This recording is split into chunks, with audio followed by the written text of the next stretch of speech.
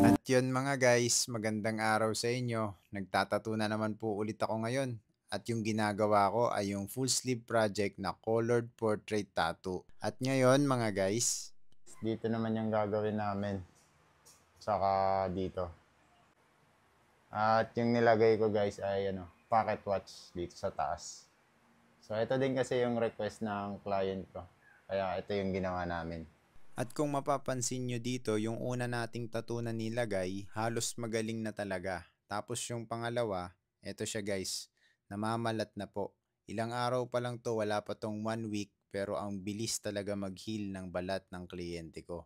So, syempre, ito yung nauna nating inilagay, kaya siya talaga yung mauunang gumaling. Ang ginamit ko palang karayom dito sa tattoo na to ay 5RL, 7RS, 9cm at saka 11cm. At sa ink naman, medyo madami guys. Yung brand na lang ulit yung sasabihin ko. Starbright, Eternal, World Famous, at saka Dynamic Black. At yan po yung mga ginamit kong ink at karayom sa tattoo na to. So ngayon guys, kinukulayan natin yung pocket watch. Pangit naman kasi kung black and gray yung gagawin natin dyan. Mas maganda na colored para sumabay talaga sa tattoo ng kliyente ko. Meron pala akong sasabihin sa inyong paraan pagka nagdadagdag kayo ng another design sa isang colored tattoo. Ang pinakaunang technique para maganda siya, dapat magkaiba yung kulay ng didikitan nyo. Kumbaga orange yung nasa baba ng pocket watch, 'di ba? Kaya yellow yung nilagay kong kulay diyan sa taas para ma-emphasize talaga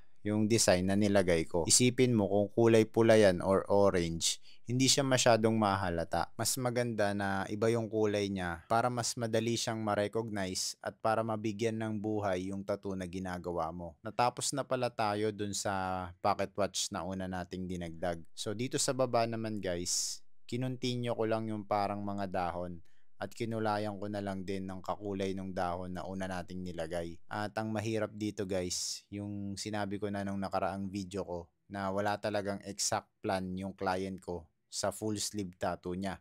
At sa tuwing pumupunta siya, dun lang siya magdidesisyon kung ano ba yung ilalagay namin na tattoo sa balat niya. Kaya mahirap talaga yun guys. Medyo nahihirapan kasi ako makapaghanda pagka ganun. Lalo pa ganito kalaking tattoo yung ginagawa ko. Hindi talaga to biro. Pero syempre, ini-enjoy ko na lang yung moment sa tuwing ginagawa ko yung tattoo na to. Ayoko naman isipin na parang hindi ko kaya. Kasi napakalaki nga ng tiwala sa akin ng tao na to. Kasi nagulat ako guys, yung una niyang pinagawang tattoo sa akin, pangalan lang tapos maliit. At after 3 years ata, 2 years, nagpagawa siya ulit sa akin at ito na po yun, full sleeve tattoo agad. Kaya nagulat talaga ako. Nagdagdag din pala tayo dito ng Lightning McQueen at hindi rin ako masyadong nagtatato ng ganitong style. Pero syempre, gagawin ko na lang yung best ko sa kada design na idadagdag namin. At nag enjoy na rin kasi talaga ako sa ginagawa kong full sleeve tattoo na to. Kasi habang nakikita ko yung mga inilalagay namin na design, ang ganda din pala niyang tignan. At natutuwa din talaga yung client ko sa ginagawa naming tattoo. Kaya masaya na din talaga ako guys. Pero syempre may mga part na parang napilit na lang namin pagdugtungin gawa ng masyadong makitid na yung natira at nahirapan na din ako na i-connect. Kaya sana naiintindihan nyo po yung mga part na yon. Habang tinatato ko pala yung Lightning McQueen na to, tuwang-tuwa talaga ako guys. Kasi bihira talaga ako magtato ng ganito. Halos ito pa lang ata yung una. Kaya medyo kinabahan ako na baka hindi ko kayang gawin kasi nga hindi naman ako palaging gumagawa ng ganito. Pero sabi ng kliyente ko, kaya ko daw. At doon naman ako natutuwa. Sila po yung nagtutulak sa akin para lumakas yung loob ko. Kaya sobrang salamat talaga kasi napakalaki ng tiwala ng mga kliyente ko sa akin. Medyo mahina kasi talaga yung loob ko. Natatakot kasi akong subukan yung mga bagay na hindi naman ako sigurado. Mas gusto ko talaga yung sigurado kasi natatakot ako magkamali eh. Pero sa tattoo, may mga time talaga na magkakamali ka. Kasi yung mga balat, hindi siya pare-parehas. Kaya ayun, natapos na naman tayo mga guys. So ito na pala yung dinagdag ko. Si Lightning McQueen at yung number niya. Tapos itong flag.